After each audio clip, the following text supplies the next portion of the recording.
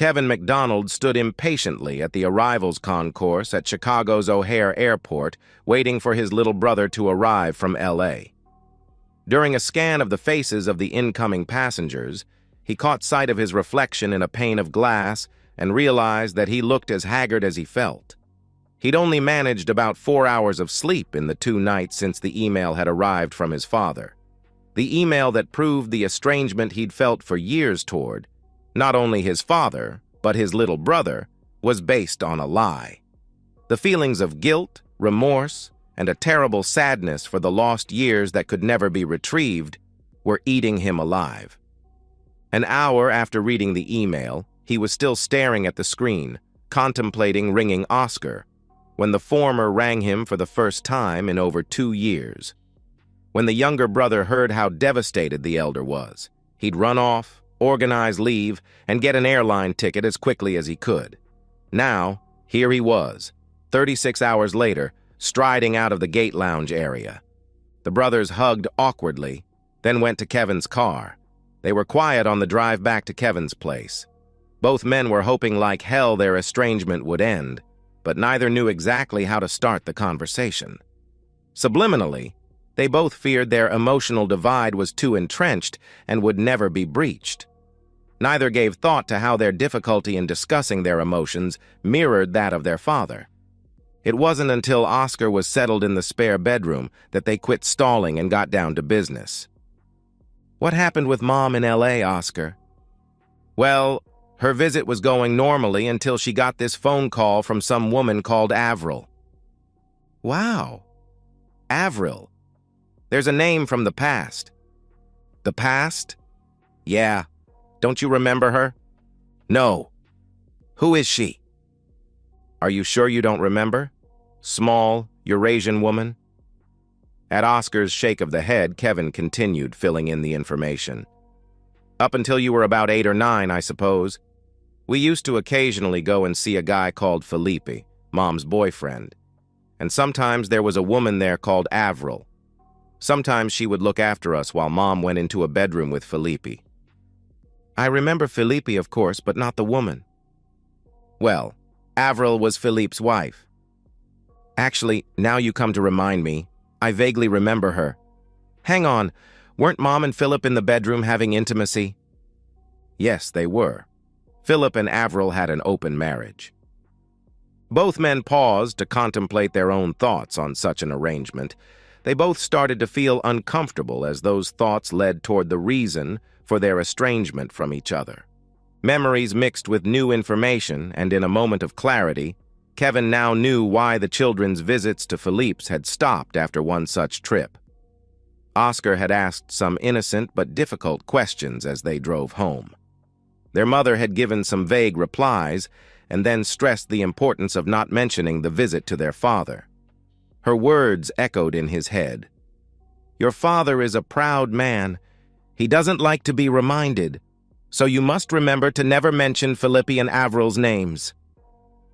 Anger at the memory of his mother's selfish lies festered in his gut. To distract himself, Kevin asked a question. "What happened when Avril rang Mom in L.A.? "Well, Mom got real upset, then tried to ring Dad. After that, she talked to you and I tried to ring Dad, but he didn't answer. You tried too, right?" At Kevin's nod, Oscar continued. "I didn't get to talk to her before she left. She spent the night crying in the bedroom. After she left, I thought it was strange that she was acting like Dad didn't know about Philip. I mean, that's the one thing I do remember.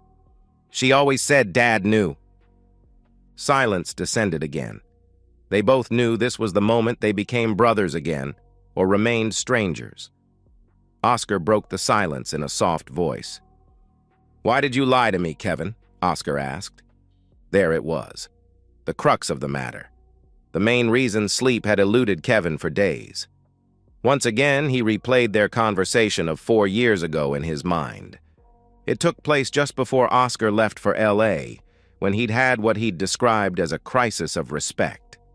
The disturbing memories of his mother's trips to see her boyfriend didn't sit at all well with his respect for his father, a clearly intelligent and capable man.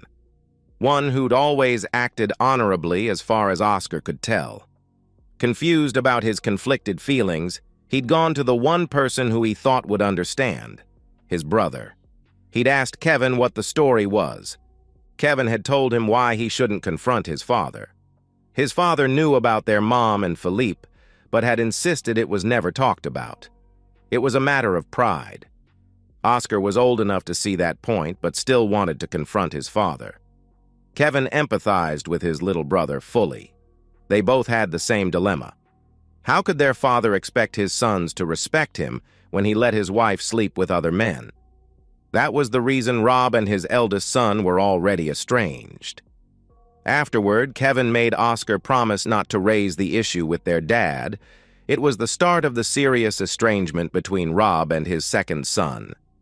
For both, what began as a wedge became what seemed an insurmountable chasm. "Please believe me, bro. I didn't lie to you intentionally. Mom told me all along that Dad knew about Philippe, but insisted no one must ever mention it. She lied to me, Oscar. I am guilty of repeating her lie. I'm sorry, but it wasn't until his email arrived 2 days ago that I realized that it was all bull." Kevin averted his eyes so Oscar wouldn't see his tears. Oscar reached down to his carry bag and got out his laptop, mainly so he had an excuse to look away. He fired it up and pulled the email to the screen. He knew it by heart already, but read aloud anyway. "My dear sons, please forgive me for writing the following in an email rather than speaking to you directly, but I am too emotional to control my thoughts and words. I recently discovered your mother had an affair with another man for years. Apparently, it started over a year before I went to Kuwait and lasted for years after I returned. It only stopped with his recent death. She confessed that her lover lived with you the whole time I was away. She told me that she even took you both to see him after I returned. Before you panic and think I bear you any ill will, hear me out. She explained that she always told you not to mention anything about it, and I can understand why you kept her confidence. She put you in the position of keeping her secret or destroying our family. If for no other reason, that is why I am divorcing the evil woman. I know it is unlike me to use language like that, but knowing what I now know, I can't see her actions as anything short of evil. Monstrous, even. I bear neither of you any ill will for choosing our family unity. I now realize that the reason you drifted away from me was the conflict you must have felt over this dilemma. I was proud of you the days you were born and still maintain that pride now you are a man." Back to your mother's confession. I got so wild listening to her. It was obvious she felt no regret or remorse for her affair. She even seemed proud of the power and strength of the love she felt for this French-Canadian prick. She tried to rationalize the start of the affair as needing someone to look after her and you two when I went off to war. I shot that particular delusion down when I pointed out that the affair started a year before Saddam Hussein even invaded Kuwait. That was the only thing I confronted her about that night, though, as I was too wild to talk most of the time. We spoke again the following day when I'd calmed down a little. I tried to make her feel some guilt for what she'd done, but failed in all cases except one. I pointed out that other military wives didn't cope with the danger their husbands were in by having an affair, even soldiers closer to the action than I was. I pointed out how devastated I would have been to find out when I was over there and the added danger that would have put me in, or if I'd found out upon my return from the Gulf when I was suffering from PTSD. That knowledge would have finished me off for sure. It pains me to have to tell you both that she just looked at me blankly. I pointed out that all of the rationales Phil Du Sleazy Jerk used to get her into bed were just part of a clever seduction. I don't know why I wasted my breath. I sincerely hope you never find out firsthand how humiliating it feels to know that while you're away from home, some other guy is in your bed. It's devastating. For the record, it feels like he has taken all your power away from you and stripped you of your manhood. It's far worse than a bullet or being blown up. It's galling to know he must have been laughing his socks off at me the entire time. I was getting wild again because she refused to show any remorse except that I'd found out. I made a hasty but correct decision and told her that the main reason I was divorcing her was that she'd driven you away from me. It is not my intention to burden you boys or make you feel guilty, but I must put to paper the truth. The distance between us has always been a source of pain and sadness for me, as well as frustration. No matter what I did or said, it was always there. I will never forgive her for being the cause of that. When I told her that, I could see she'd never seen it in that light, and I thought I'd finally gotten through to her. She rallied, though. You won't believe it, but she actually said that her love for Felipe actually justified how she'd deceived you. There was a look in her eye, though, that told me she was having conscience problems. I left again. I couldn't look at her. That was last night. I'm guessing your mother has been too embarrassed to contact either of you. I have to go now as I have an appointment to keep. Whatever your role in this, I will always love you. Please forgive me for being so naive about your mother, which put you in an impossible position. My only excuse is, love does that to you. You trust and believe and think the best until something happens to make that impossible. Please don't try to contact me for a few days. I have things to sort out. After I've finished, I would love to hug you both. Your loving father. Both men now had tears streaming unashamedly down their cheeks. It was minutes before Kevin could speak in a voice that didn't quaver. We have to tell him as soon as possible. After all these years, he deserves the truth. He has to know that the reason we pulled away from him wasn't because we were keeping a secret, but that we couldn't handle him allowing Mom to have a lover. We have to tell him it was because she lied to us. I agree. There's something else we can do as well. What's that? Kevin asked. Well, the poor guy's confidence must be shot to hell. Finding out your wife with another guy for years must have hit him where it hurts most. I had a girlfriend cheat on me last year, and it was really bad. But, Kevin started to mutter. What? Oscar asked. But Mom said you were gay. What the hell? Oscar shouted. Yeah, she said you had a live-in boyfriend called Mark. The stupid woman. Does she think I'm gay because of Mark? Because I have a male housemate? Christ, it's L.A. Doesn't she know how high the rents are? And so what if I have some gay friends?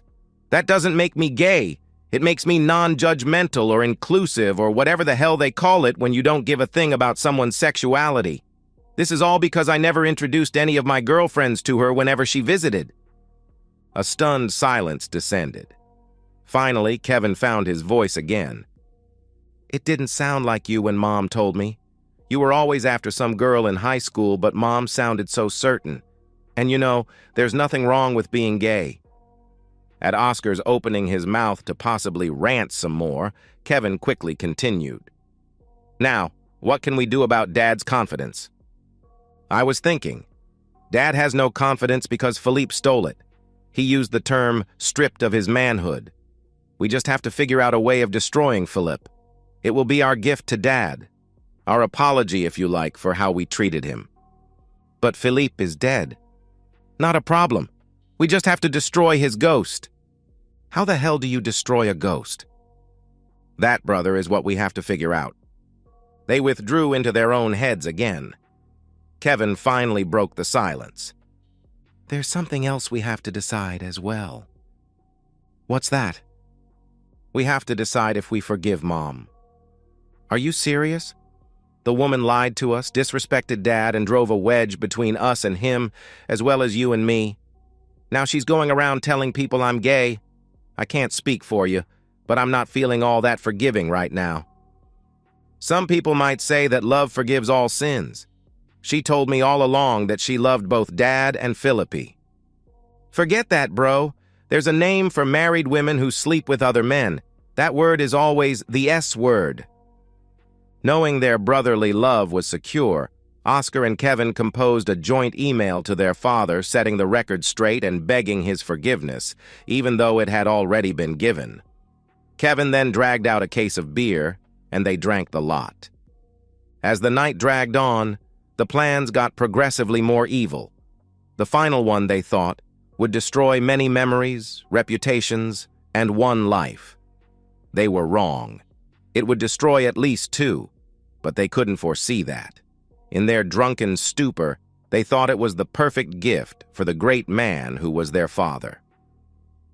At 3 a.m., Kevin went online to book seats on a plane home the next afternoon.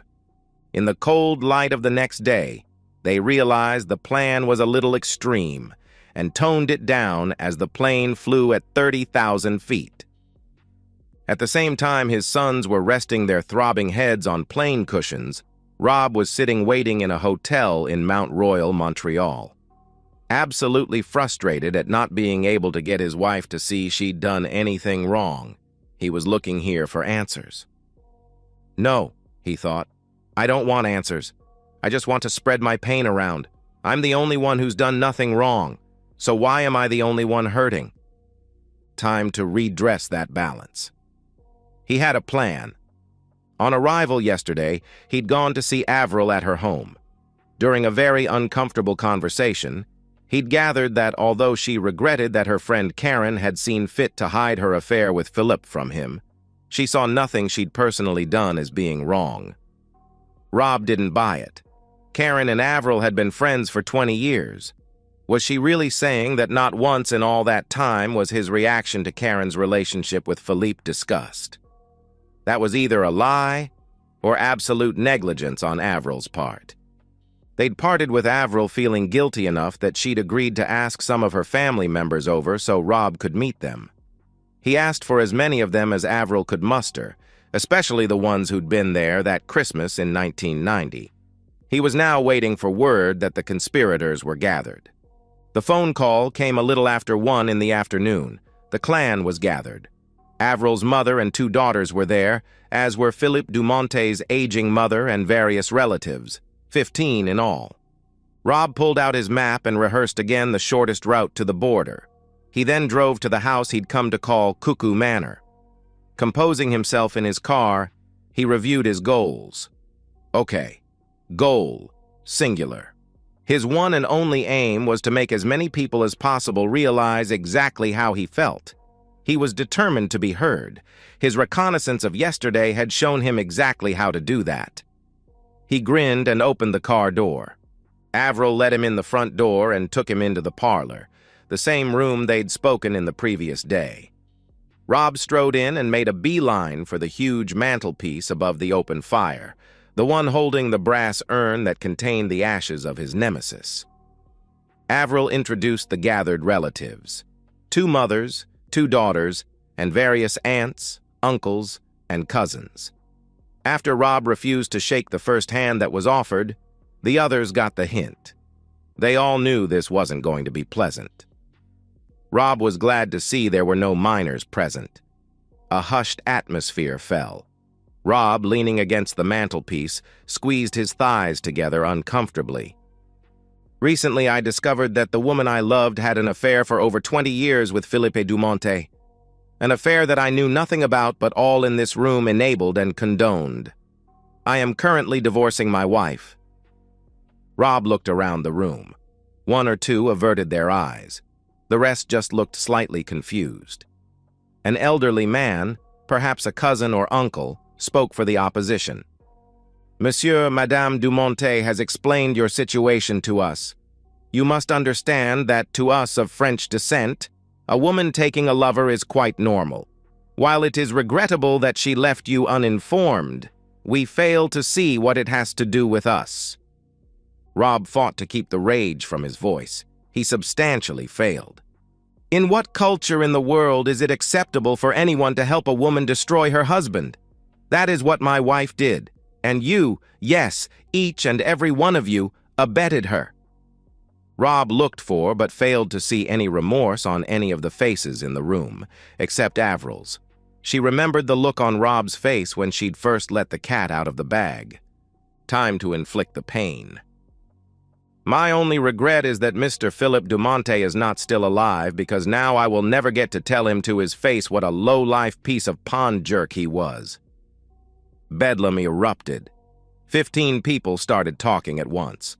Rob let it all roll over him. It finally settled down, and the same spokesman addressed Rob. My cousin Philippe was a great man. a fine artist and restorer. We honor his memory." Rob knew that it was time to end this charade. "This is what I think of the great Philippe Dumonte." Straightening to his full height, Rob then turned to face the mantelpiece. He grabbed the urn containing the earthly remains of the man he'd never met, but hated with a passion. He knew the next piece of his plan contained a potential flaw, but had several contingencies.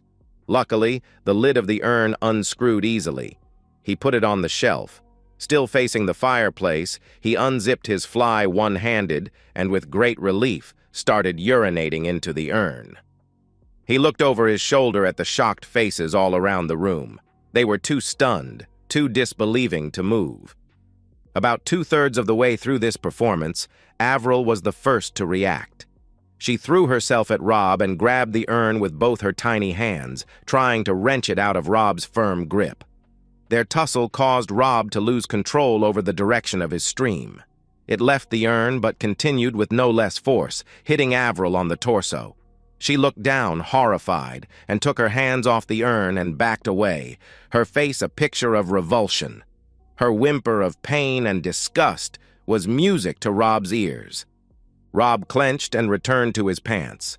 With a clear run to the door leading back out to the hall, he took the rehearsed route to the bathroom just down the corridor. Hearing footsteps behind him, he accelerated. Reaching the bathroom door, he burst in, entered, and locked the door behind him. With about half the ashes poured out into the bowl, he flushed. By now, the beating on the door was getting violent. The yelling wasn't any friendlier. With one arm bracing the door, he waited for the tank to refill while pouring the rest of the ashes into the bowl. Using the time the cistern took to refill, Rob rinsed the remainder of the ashes off the internal sides of the urn at the small sink and sloshed them into the toilet bowl too. It was awkward trying to defend his position and complete his task, but his determination gave him the dexterity he needed. As soon as he heard the cistern refilling noise slow, he flushed again. After dumping the now empty urn in the bowl, he moved his bracing arm and stood back. He smiled in grim satisfaction. Part 1 of his plan was achieved. Now, for Part 2, his escape. Within seconds, the door burst open. Rob put his shoulder down and barged through the 5 or so men in his path. Amazingly, they didn't block his path as he returned to the parlor. Perhaps they were too much in shock. Everyone had heard the toilet flushing and knew exactly what had happened. Avril was sobbing uncontrollably on a chair. "Philippe Dumonte is where he deserves to be." Rob paused for effect. "With the other turds." Stopping only long enough to glare at each of the remaining occupants of the room, Rob spat on the portrait of Philippe Dumonte.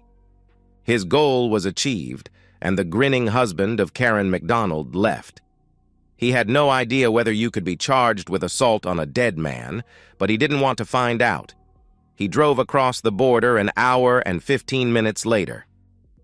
By the time Rob's 2 sons arrived in their hometown, it was too late to visit their old house. Both were secretly dreading it. They checked into a motel, rang some old school friends, and went out on the town.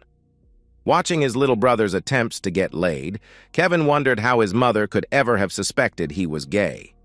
Consequently, they were hung over again the next day. It was just after lunch when they felt well enough to drive their hire car to their old home. There had been no answer to their email to their father, and he still wasn't answering his phone. They were both somewhat relieved about that. If he'd found out their plan, they were both almost certain Rob would have forbidden it. That would have put them in the difficult position of abandoning something they felt they really needed to do or defying him. Neither would do that. Not now. There was a strange car in the driveway. They walked in the unlocked front door. Karen was surprised and delighted to see her sons. She was totally oblivious that their return greetings were stilted. She hustled them into the lounge and introduced them to a man sitting on the couch with a notebook. John was a reporter for a national art magazine. Oscar followed the direction of Kevin's gaze to the painting of their mother propped on the mantelpiece, the nude, highly sexualized painting of their mother. Like Kevin, He cringed and quickly averted his gaze. It was not the image of her he wanted in his head. John noted their reactions as he shook hands with both. "Your mother was just telling me about this magnificent painting and her affair with Philippe Dumonte. I'm writing an article on the painting and how it's going to be the centerpiece of the upcoming Dumonte exhibition." As one, Kevin and Oscar turned to stare at their mother in shock. She returned their gaze unflinchingly. "What's wrong? Now that your father knows, I can finally tell the truth openly. I loved Philip, and now I can honor that love and the painting that celebrates it." She stopped confused when she finally registered the animosity in the stunned looks on both their faces. "Look, I'm very sorry your father found out about my affair with Philip, but it wasn't my fault. Your Auntie Avril let the cat out of the bag. Your dad has left for a while until he can come to terms with it." Kevin was literally spluttering when he finally answered. "What about Dad? You're not content to cheat on him quietly for 20 years. Now you want to humiliate him in front of the whole world. You want to trumpet his humiliation to all and sundry with not only a magazine article but also a public display of that painting?" Karen was a little taken aback by Kevin's vehemence. "I'm sorry you're upset, but I'm proud of my relationship with Philippe. And besides, the publicity will be good for the exhibition. It's quite flattering, really, to have my picture as the first thing people will see when they walk in the door. Your father just has to accept that. I'm sure he eventually will, as he's always been very understanding of my needs." Both sons were stunned. Now they understood their father's anger at Karen's complete lack of remorse. No remorse and zero regard for their father's feelings. A very uncomfortable silence descended. John, the most sensitive one in the room, felt obliged to raise the conversational temperature, as it were. "Your mother tells me that you knew about her affair and that Philippe actually helped to raise you when your father abandoned the family." Oscar acted on pure reflex against the man who was attacking his father. His actions were partly fueled by guilt. With 3 quick strides, he reached the smaller man who had risen to his feet in defense. This allowed Oscar to lift him off the floor by his lapels. Saliva hit John's face as Oscar literally foamed at the mouth. "My father did not abandon us, not ever. He was called to serve in the Navy during the First Gulf War. Since when do we say that men serving their country have abandoned their families? If you dare say Dad deserted us in your article, I will sue your back off, yours and your magazine's.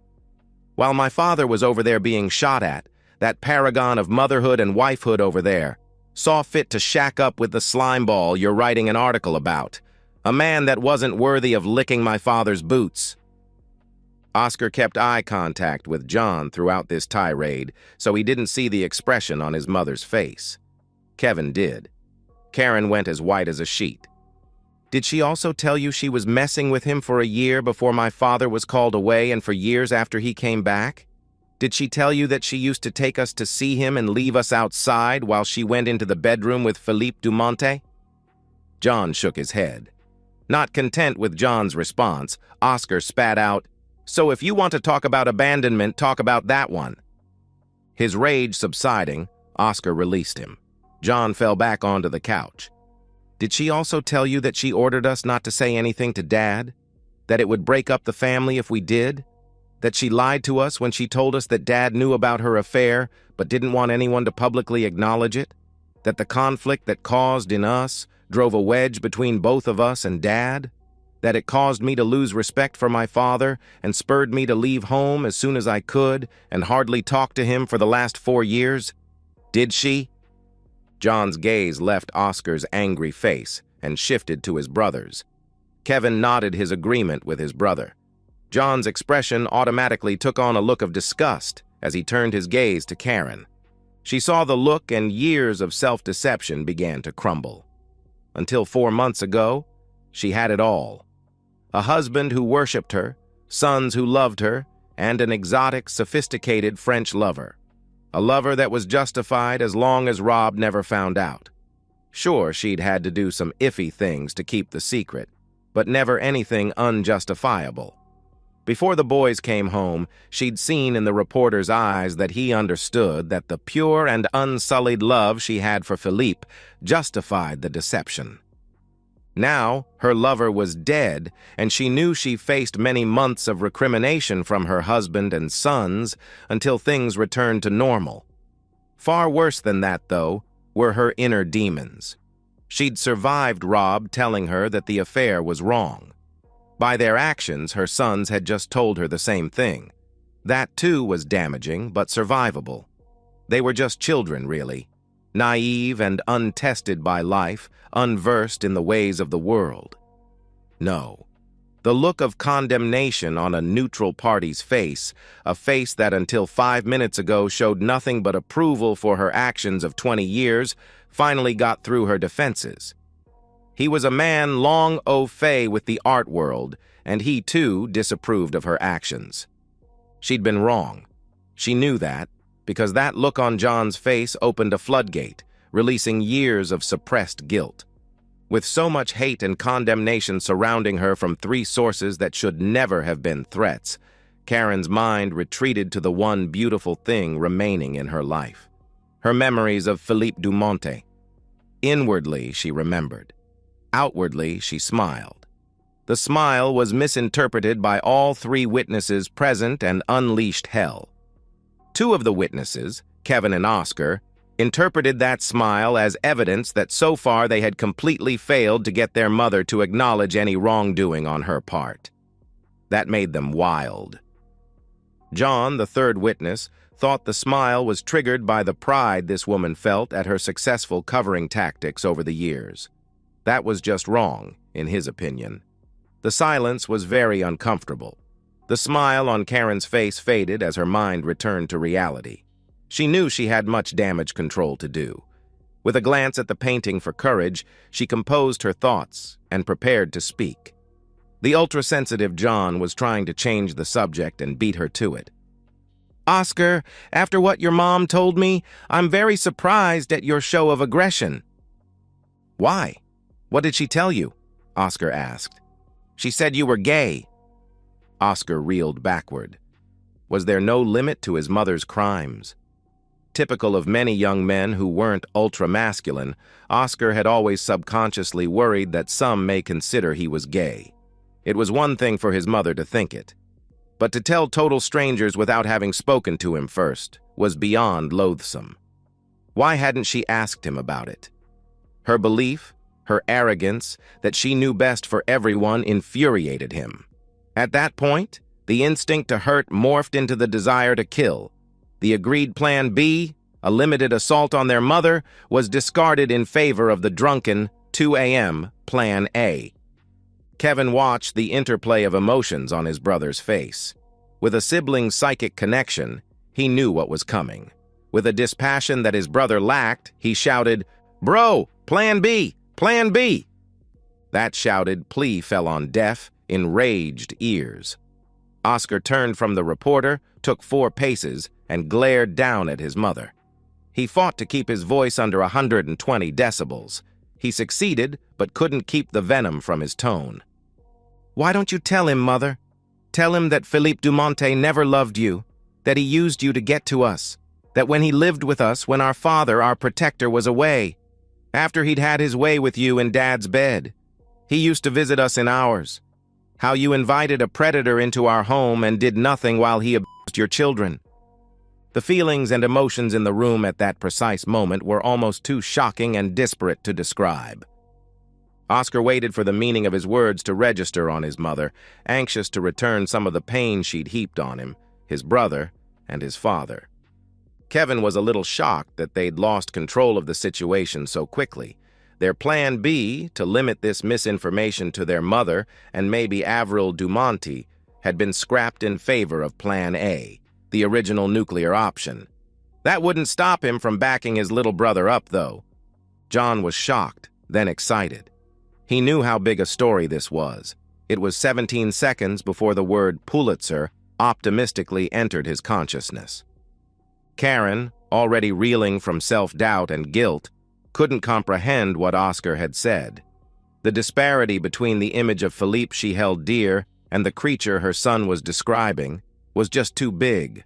Her conscious mind was battling to stop her subconscious mind from running away. The latter was in full denial. The former wanted to hug and protect her children. She tore her gaze away from Oscar and looked at Kevin, who nodded confirmation. With the natural objectivity common to journalists, John was the first to openly react to this bombshell. He turned to Karen. "Please tell me you didn't know that was going on. Your infatuation with Felipe couldn't have led you to condone this, surely." Inside Karen's head, the battle raged. Love, beautiful memories, remembered pleasures, drew the wagons in a circle to face the onslaught of doubt and the implications of this horrible revelation. It may have been an even contest, except there was a fifth column, an enemy in the camp. While her new knowledge was hammering at the gates, her own buried guilt was lifting the latch from the inside. 100 arguments were battling to be heard. One of them was, it was all a lie. Rob was right. She was lied to by an expert and completely used. The outward manifestation of all this conflict was her slumping back in the chair, eyes open and staring straight ahead, mouth mumbling incoherent words. John beat a hasty retreat. He had a story to file. He would return later for details, perhaps when the atmosphere wasn't so poisonous. The two junior McDonalds quietly conferred and waited to talk to their mother when she snapped out of it. They decided to play it by ear. If she finally showed remorse, then they'd tell her the truth. If she didn't, then they would lay it on thicker. That logic was flawed. Things couldn't get worse. To justify her past behaviors to her own conscience over the years, Karen had compartmentalized part of her soul. Safe behind a wall, the bad elements had corroded, atrophied, putrefied. That rot began attacking the walls that confined it. Now they were collapsing. On the drive back from Mount Royal, Rob reviewed the outcomes of his actions. While satisfying, he knew they would never become public. How do you hurt a dead person? Outing Philippe as a wife stealer would make page 37 of any newspaper right after the Lemmings for Sale section. Frustrated, he reverted to a technique of thinking that had worked for him in the past. Stop thinking about it. Sometimes the solution came out of the blue. He stopped at a roadside restaurant for a very late lunch. Logging into the facility's Wi-Fi, he read the email from his sons, returned to his car, and was emotional for a while. Back on the road, he rang Kevin. He was pleasantly surprised both boys were already in town. They agreed to meet at a hotel as soon as possible. The meeting was ecstatic, to say the least. Years of guilt and frustration gave way to an overwhelming love, long missed on all parts. When he sensed his sons shared his desire to hurt the memory of Philippe and his co-conspirators, Rob shared the day's activities with them. Kevin and Oscar roared with laughter when Rob related his second visit to the Mount Royal house. Thus, it was about 3 hours into the reunion that the sons of Rob recounted their own tale of retribution. They started by explaining their motivation to destroy their mother's pleasant memories and cause some post-mortem damage to Philippe as a gift and olive branch to their father. Rob listened to the story with mounting horror. After they quickly added that the accusations against their mother's lover were wholly fictitious, he was conflicted. As a more mature man and a father, he knew accusing someone of child molestation was about as bad as it got. Deep down, he was proud of their tactic, but appalled at the same time. When they described the effect on their mother, alarm bells rang. "Was she okay by the time you boys left?" I think so. She mumbled something about wanting to be alone. Oscar's hesitant reply didn't reassure Rob. He turned to Kevin, whose expression didn't alleviate Rob's fears. He might loathe what Karen had done and want to divorce her, but he didn't want to destroy her. By silent agreement, they all jumped in Rob's car and headed home. After crying for a long time, Avril drove the 4 hours to see Karen, needing to tell someone who truly knew and loved Philip about the unforgivable things Rob had done. To see the earthly remains of her late great husband defiled like that was just appalling. As a woman, Avril knew exactly how to offload some pain and share it with someone who loved Philippi as much as she did. Already, the beautiful thing Karen and her Philippe had shared was turning gangrenous. Away from Philippe's hypnotic influence, her own airbrushed memories were beginning to show cracks, reality intruding. And reality drew with a much harsher brush, uglier strokes. She remembered back to when she'd first found out about her husband's various affairs, how angry they'd made her feel. No, not angry. Helpless, rejected, and inadequate. She was a nothing, a nobody, married to a famous man. If she'd objected to his activities, she risked losing him.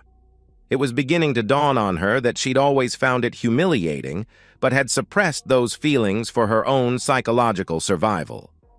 How else could she maintain her love?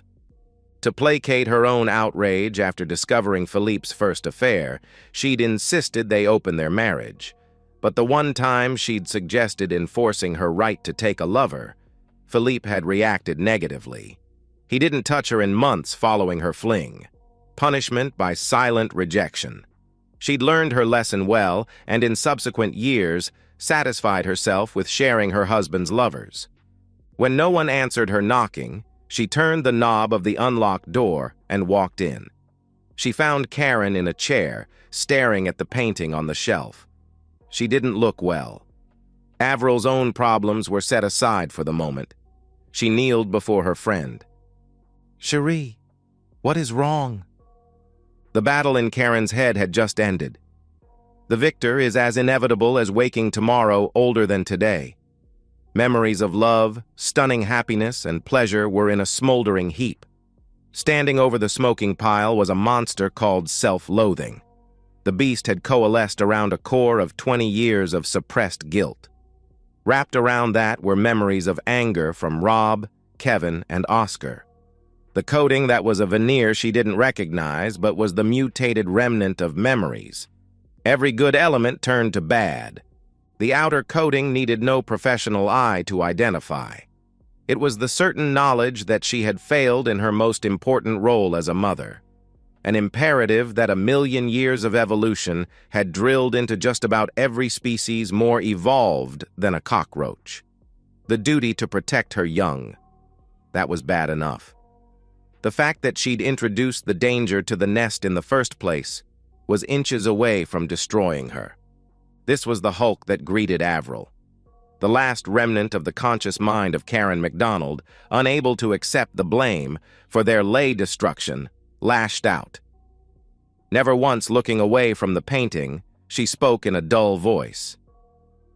"I invited Philippe Dumonte into my house and he misbehaved with my children. I allowed it. You allowed it." Avril rocked back on her knees as if struck. Karen's words were delivered with such stark certainty that they bypassed all logical denial. She found herself in the same place Karen had been before, alternatively looking at opposite ends of a vast field, with memory at one fence and new fact at the other. "But Cherie, that can't be true. My Philippe would never—" "He did. My sons were just here. They told me and they told that reporter you sent. I'm a bad mother and soon the whole world will know it. You allowed it." "But Karen, that can't be true." "He abused my children and you allowed it." Before Avril could react, Karen swarmed out of the chair, knocking the tiny woman over. The enraged monster strode to the mantelpiece and grabbed the painting. With uncharacteristic strength, Karen firmly grabbed the frame on each side and brought it to her rising right knee. The wooden frame broke into several pieces, which became about 5 pieces, as the enraged woman continued to smash it against the hardwood mantelpiece above the fire. Finally, the canvas was released from most of the frame, apart from one side still attached by 6 staples. Karen bundled this up, opened the door of the fire, and used the poker to stuff it all in. The hungry flames quickly consumed the oil-rich paint. With murder in her eyes, Karen rose, turning to face Avril, with the iron poker in hand. Avril saw the look in Karen's eyes and knew she was in grave danger. She sprang to her feet and fled toward the door. The glancing blow of the poker hitting the side of her head would have done more than make her stumble if it had hit full on. With a ringing in her ears, she raced to her car and escaped. 15 minutes later, Rob and his offspring ran in the open front door. They surveyed the damage in the parlor, but a hunt of the house revealed no Karen or her car when they belatedly looked. An hour later, they were still talking about what to do when the police called. Karen had been arrested for criminal damage. Rushing to the police station, Rob was filled in by the duty sergeant. His wife had been arrested in the South Mall where she'd successfully smashed half a dozen paintings famously restored by the legendary Philippe Dumontet. Rob recognized the paintings. They were the ones Philippe had been restoring when he first met Karen. When security had first accosted Karen, she'd rendered one of the guards unconscious with an iron poker. It had taken being tasered to finally get her under control. No, he couldn't see her. An ambulance had arrived 10 minutes prior. His wife had been forcibly sedated and removed to a hospital. The sergeant gave the name of the local mental hospital. Rob was refused access to Karen at the hospital, so returned home. He squeezed the name of the magazine from his sons. He never spoke to John, but briefed his editor on the hoax. The story should have died there, except for a massive collective error of judgment. Avril took the news of the future devastation of her late husband's name back to a family meeting. Her side of the family immediately took to the hills, trying to put as much distance between themselves and Philippe Dumontet as possible. After having seen what happened to equally high-profile artists like Rolf Harris, they had no doubts about the future. Philippe's side of the family called on one of their family members who worked for a marketing company. She convinced them their best strategy was to preempt by holding a press conference before the magazine article was published. No one thought, perhaps from collective embarrassment, to try to get the article suppressed. The French cultural acceptance of extramarital affairs had got them into this. The same cultural Republican feelings of the freedom of the press compounded it. That is how the world discovered the story. A well-meant, but in hindsight, a misguided attempt at damage control. The press pounced on the corpses. The Albany media, with the local connection, were all over it. Karen was pilloried as an accomplice, or at the very least, a negligent mother. Her vandalism of Dumontet's restoration works in the South Mall gave credence to the story. They left Kevin and Oscar alone after they publicly denied being abused. Many victims don't wish their suffering to be openly acknowledged. Avril never talked to any of Rob's family again, and neither she nor her daughters ever knew what the truth was. The value of Philippe's artworks plummeted as everyone tried to dump them before their value reached nothing.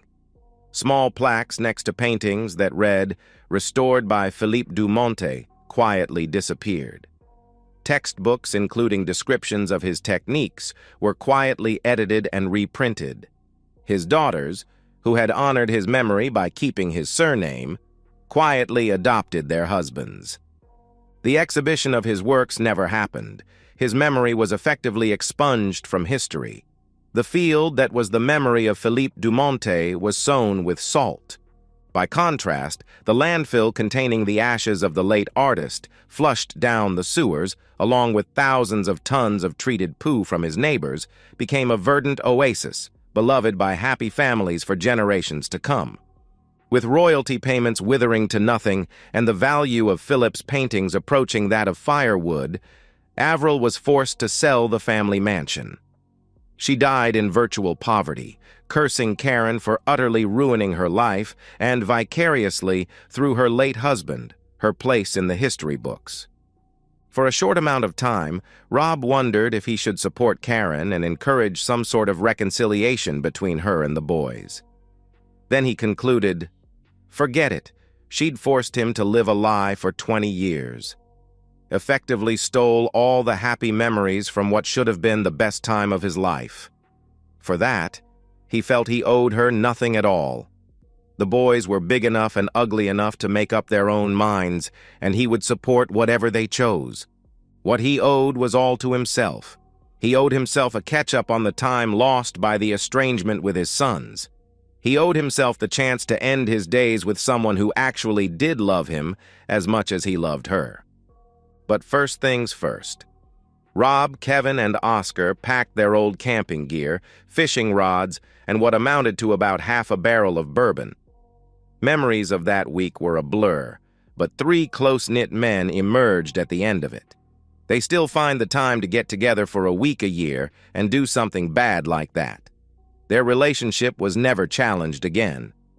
Rob thought that he'd never trust another woman. He feared his ability to truly read their feelings. Then he met Bella. He immediately knew she wore her heart on her sleeve and that she was incapable of guile. He vowed he would be exactly the same. The relationship being fairly new, Rob tried to defer the annual trip 2 years after the first trip. Bella overheard him on the phone to Kevin, insisted on speaking to him, found the real story, and told Rob she wasn't available that week. That episode cemented a tight bond between son and stepmother, and Kevin proudly stood at his father's side 2 years later at their wedding. Karen, under psychological advice, didn't see her sons for the 4 months she was hospitalized. With her inner demons threatening to drown her in despair, the system wouldn't even contemplate releasing her. By the time she was released, it was too late. The letter of apology her counselor encouraged her to send to Rob to hopefully begin dispersing the guilt was returned with "not known at this address" written on it. Rob had moved out of the house and out of her life. When she finally had the courage to contact Oscar, he told her in no uncertain terms that with the amount of damage she'd inflicted on both he and his father, she had to be kidding to think that they could be mother and son again. He never relented, and at the time of her death, Karen had only ever seen photos of his 3 daughters and 1 son. Kevin did try to have a relationship with his mother, but it was strained. Karen continued carrying much guilt over what she'd forced on her son, and despite his best efforts, Kevin still felt much resentment that she'd robbed him of so much of his life, of his childhood. Toward the end, their times together were so uncomfortable that Kevin began making excuses not to make the long trip. In fact, the first time Karen met Kevin's new wife was after the birth of their first child. Karen flew up, but it was obvious Melissa held her in absolute contempt and trusted her not a jot. Karen scolded her son for telling Melissa about her relationship with Philippe Dumonte, managing to shock him. The idea of concealing anything from his wife was an alien concept to him. Karen, of course, didn't see the problem. A leopard is a leopard and has spots. The whole week was so uncomfortable that Karen vowed it would never happen again. She tried to get Kevin to bring her grandchildren to see her without his wife, but he rightly refused. With no family, shunned by her old friends, and never having shrugged off the once smeared with, never completely clear of stain of child abuse, Karen's heart finally broke for the last time at the early age of 58. With no better idea of what to do with her ashes, Kevin scattered them in the backyard of the house she'd hardly left for the last few years. His father attended the funeral, but only to support his son. That night, the neighbor's tomcat sniffed the unusual-smelling ground, and once he was bored, dug a shallow hole in the soft spot and crapped in it. Then he deigned to respond to his mistress's shouts to come home for dinner. God, he hated the name she'd given him. Who the hell would call a cat Philippe? And so, we've reached the end of today's story. Was it what you expected, or did it take a twist you didn't see coming? I'm curious to hear your thoughts. Share them in the comments below, and let's get a conversation going. If this story kept you hooked, make sure to hit that like button. And if you're new here or just haven't subscribed yet, now's the perfect time to join our community. I bring you fresh, captivating stories every day, so click that subscribe button and turn on notifications so you never miss out. Thanks for watching, and I'll see you in the next one.